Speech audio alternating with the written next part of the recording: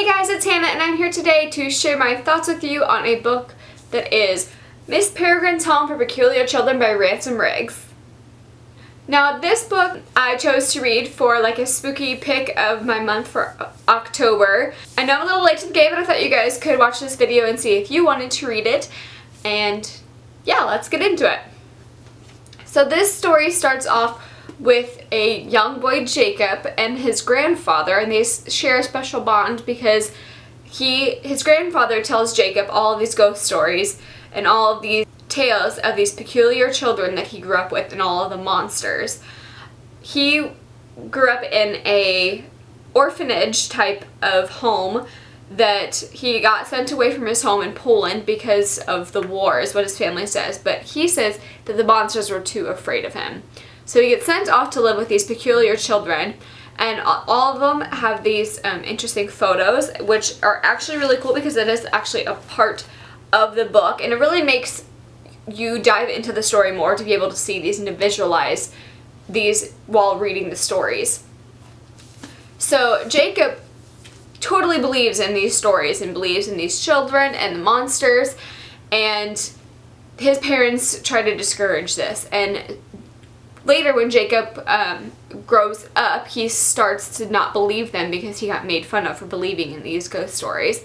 And Jacob's grandfather kind of took it a little hard, but he's like, okay, like, I'm not gonna push it, that's fine, because he knows that they're kind of hard to believe.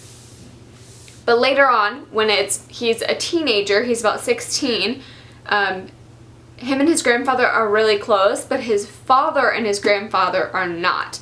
They don't really get along. That's kind of like a patronizing relationship at this point, since his grandfather is getting old enough to lose his memories, and he's starting to not be able to be left alone at the house because he goes kind of crazy. So Jacob goes over and visits his father or grandfather because of a distressing call that he has, and he ends up finding out that he has broke out of his house, so he chases him down, and something traumatic happens to his grandfather and then to Jacob. So while Jacob is going through all of this distressing time, he goes to see a therapist, and he kind of talks about his problems and what he sees, and his parents and this therapist have convinced him that he's crazy and that he's not really seeing what he's seeing, and he starts to believe it and doubt himself. And his grandfather kind of leaves him breadcrumbs, and he follows these along. So where the story takes him is to this island where Miss Peregrine's Home for Peculiar Children is actually at, or where it was. So he goes with his father to this island and tries to hunt down these stories that his grandfather told him.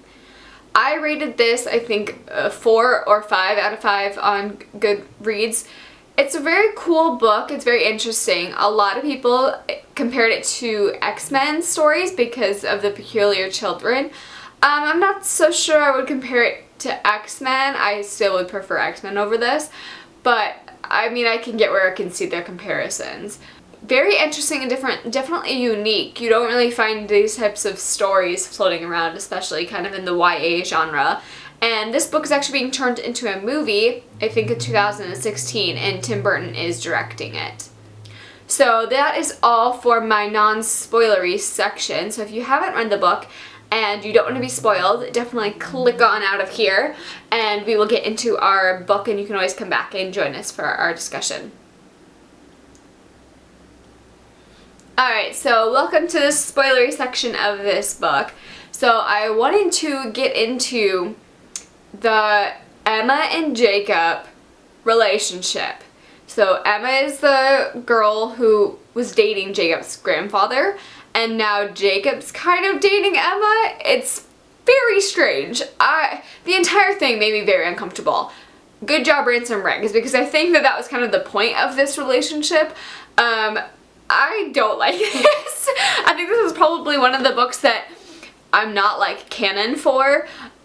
There's not really any other options, but I'm not crazy about this. I do not get the feels with Emma and Jacob.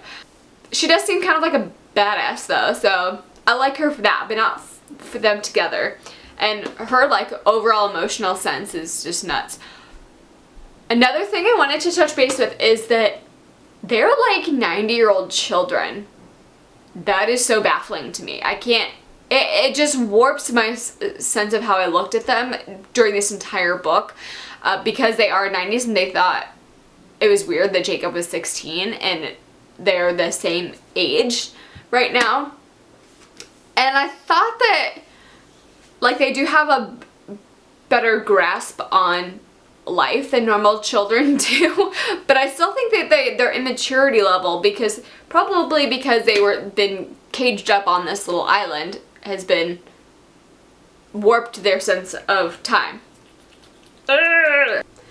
So they are stuck in a loop, which is keeping them on the same day. That would drive me nuts.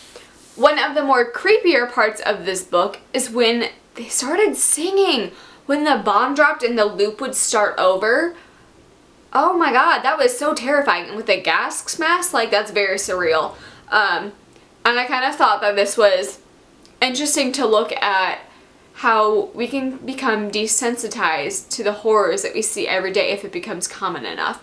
And I think that's so terrifying. If you take that into the means of what we see every day, like shootings and riots and murders, just things that we see every day that we probably should be more astonished with and terrified of, that we're not, because we see it every day. Back to the book though. One of my favorite characters is Olive, the little floating girl. Oh my god, she's so cute. Plus her jumping off of the house. I want to do that. That would be so cool. Like the little bungee jumping thing. I think that was a brilliant way to use her abilities to sneak them out of the house. Also, I really liked Miller, I think his name is. The invisible boy. I thought he was like a neat little sidekick, and I feel like going into the second book, Hollow City, I haven't read anything about it, but I assume that they're going to be exploring these fantastical worlds and like in the loops, and that they're going to start aging. And I wonder if, here's my question, if you go into another loop, does that stop your aging then, or are you still aging because you're not in the original loop? So I wonder if with them being outside of it, that they're going to start aging and someone has to die. Like, that is what this entire book Miss Peregrine has been warning up to, is that they're going to age like crazy and then just poof to dust, like the apple did. I am expecting Miller to be it, because he's like the comic relief, and that's like the way to get all of the feels, is that he is gonna die, I think. What's the kid's name with that brings all the dead things to life? He's creepy. I don't trust him. I totally see him being a villain later on in the stories. He like has the goodness to him, but I totally see the darkness in him too. Like, I do not trust that. Also, the guy who they buried, they like built that up to being like something sinister. And yeah, he was dead, but I was expecting a lot more, and that just kind of fell flat for me. Like, when they just buried him, I was like, I don't know, I was expecting more from that plot line, and that just kind of died away. Do you guys think Miss Peregrine is going to be okay? How is she going to play into the next book? Like, how is she going to get fixed? I think that she's going to have to find another, like, Yimbrin or something. Why do authors insist on making the readers feel dumb when you can't pronounce the stupid words? Like, even in your head, that drives me nuts when I'm reading a book and I'm like, I don't know how to say this, and then I end up saying it like 5 different ways in my head, and it like pulls me out of the story because I can't figure out how the frick they say this word. Anyway, that's a small little rant there. I loved the end where Emma and Olive come to visit his dad to convince him like that all of this is real and that he has to go away for a while. I thought his dad took it like a little too easy. I really disliked Jacob's parents. I didn't like that it seemed like his dad was jealous of his relationship with his grandfather, and I thought that was just like messed up for him to act that way towards Jacob because he was closer to his dad than he was himself.